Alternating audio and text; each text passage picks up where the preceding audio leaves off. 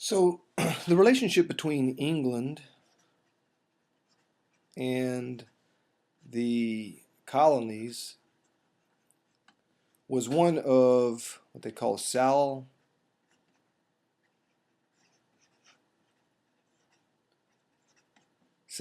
neglect, which basically means that if you leave it alone, all right, then it's beneficial for both groups, okay? So it's good if you just kind of leave it alone. So for a long time, even though they had a lot of restrictions, trade restrictions, things like that, regulations, for the most part, uh, England just kind of left the colonies alone. And this is very important later on when we get into the American Revolution, because what you'll see in the American Revolution is that they actually relaxed uh, some regulations and trade restrictions and even lowered taxes. All right, but they started enforcing the taxes that they did. Even though they lowered them, they started enforcing those taxes, and for a long time, they weren't enforced, and that's what upset a lot of people. In the late 1700s, or I'm sorry, late 1600s, and the first half of the 1700s, there was sort of this perpetual on and off again war with France, with England versus France. And both England and France were the superpowers of their day. It had been Spain, but we start to see the decline of Spain in 1588 with the defeat of the Spanish Armada. And so we see the ascendancy of England and France. And of course, so it was just a matter of time that they would start fighting over territory in the New World. And such, like I said, it was kind of they'd have a war, no one would really win, then later on they'd have another war. And all these wars, started in England, but they would also fight in the New World. Now, France had colonized and claimed a lot of land in what today is Canada, especially, of course, the northeastern part, New Brunswick, Quebec, Nova Scotia, that area. Well, all of these little wars really amounted to nothing until 1754, and there was a dispute over land in the Ohio River Valley, pretty much where Pittsburgh is today. Okay, it was eventually named. It was a fort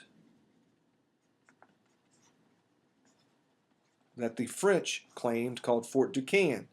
But later, once the English won the war, they renamed it Pittsburgh after William Pitt. So the French and Indian War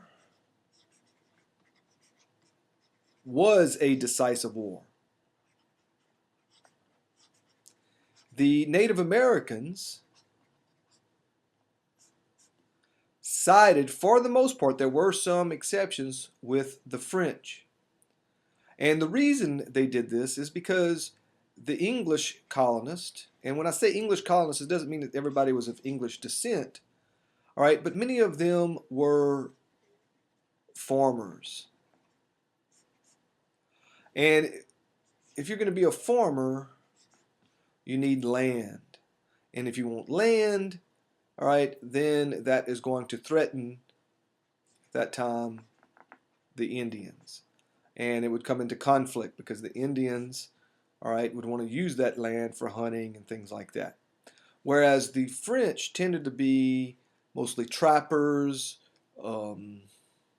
fishermen, that type of thing. And so they just simply did not threaten the Native Americans as much. In fact, there are still Cajun French words that actually come from Micmac Indian languages in Canada. And of course, a lot of the Cajun words that are of Indian origin come from Choctaw in Louisiana, but there are some that come from the Indians in Canada. For example, Matigouin. All right, Matigouin is in Cajun French, of course, is a mosquito, whereas in France they would say moustique. If you go over there and say, Matigouin, they're not going to know what the hell you're talking about. There's an old Nathan Abshar song. Le mare grand manger ma belle pour laisser que le gros sauté. All right, so that's a that's an old Cajun French song by Nathan Abshar. It basically goes like, well, the mosquitoes ate all of my sweetheart except for her big toe, and now I use her big toe for a cork in my bottle. Anyway, that's a little weird, but that is the song. So from 1754 to 1763,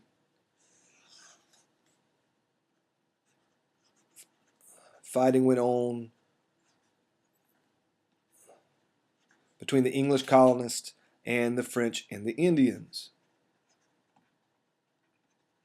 This war spread to Europe, and in Europe, it was called the 7 Years' War. Now, of course, this doesn't add up to 7 years, but it's because they started fighting in Europe a little bit later. So, the English had a very powerful ally in Europe, which was Prussia. And that Prussia would later become Germany. Well, an important event occurred in 1755. The British expelled about 5,000 to 7,000 Acadians from Nova Scotia, or to the Acadians it was called Acadie.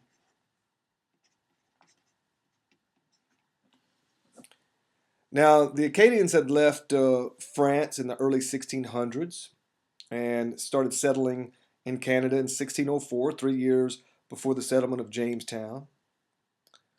And the British decided to go ahead and expel the Acadians because they did not trust the Acadians. The Acadians, for the most part, in all those wars that we talked about, were neutral. The French neutrals, they were called. So anyway, they did not, they didn't trust them. They wanted them to convert to the Anglican Church, and of course, most were they were all Catholic, and so they said, no, we're not going to do that.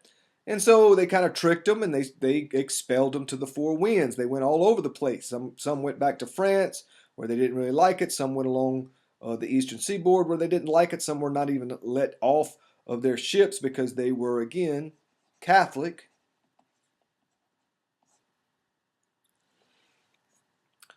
But eventually,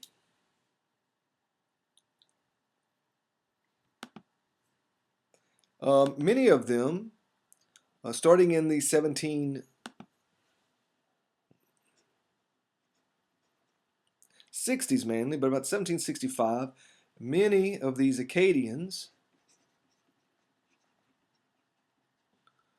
all right, made their way to Louisiana.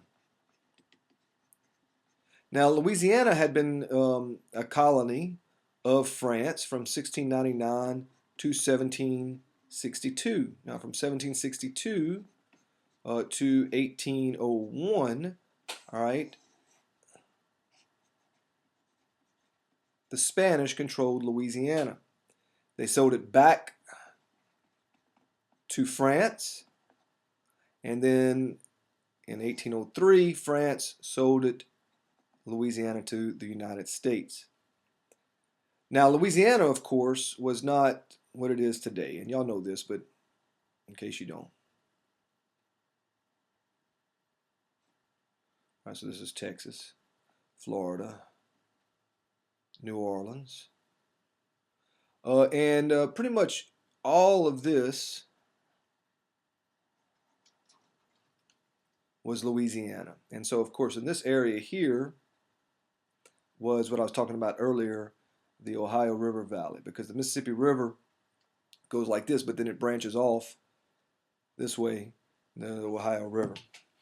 Um, so anyway, again, like I said, a lot of Acadians started making their way into Louisiana. They started mixing with English, with the Germans, and in some cases African people of African descent. In let's see, Irish, a lot of Irish. All right, and then they also mixed in with people that were from France. So if your name, for example, if you are related to a Fontenot or a Lafleur, um, Landreneau, all right, Swallow, these are names, a lot of names that you'll find in Evangeline Parish. Those people came from France. They're not actually Acadians. If your last name is Boudreau, Thibodeau, Saunier, these are Acadian names. And so, so they all kind of mixed in. And so today we have what you call an ethnic group called the Cajuns, which is not purely Acadian. All right. It's kind of like Acadians, but mixed in with a lot of the people that came from France and then some here. So, today there's so we started off like with the Acadians, there's about 5 to 7,000 that were expelled, and not all of those even made it to Louisiana. But today there's well over 1 million Cajuns, and even more than that, and then maybe well over 1 million people of Acadian descent in Louisiana, which pretty much proves that there's not a whole lot to do in Louisiana. Okay, that's just a little joke.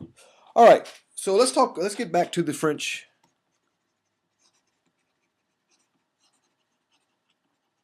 and Indian War.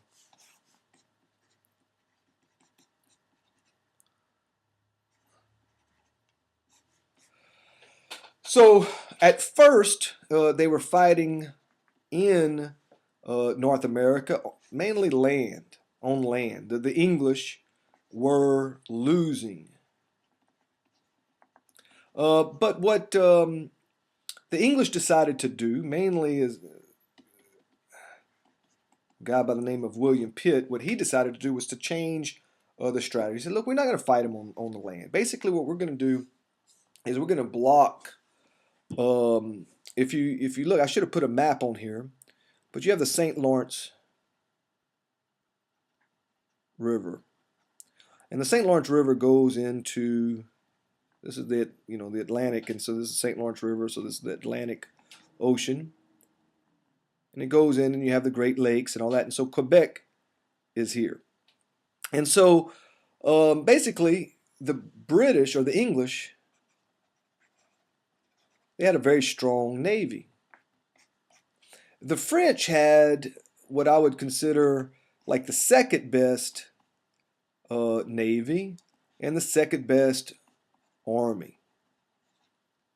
The English had the number one navy, and they were allied with Prussia, right? And Prussia had the number one army. So what William Pitt said is, look, we're going to use our navy and we're going to cut off, all right, the St. Lawrence River, so Quebec will not get any supplies, and we're going to use our Prussian allies to fight against the French in Europe on land.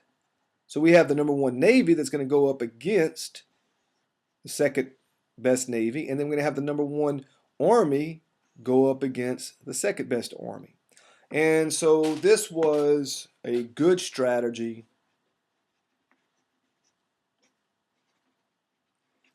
because the French lost. And the English, the one big mistake that they made, and this is very important, was that they went into debt fighting against the French. And so when, the war is over, they start trying to raise revenue from the 13 colonies. And of course, that upsets many members, many people in the colonies, and we get to the Revolution. All right, so that's enough for that now.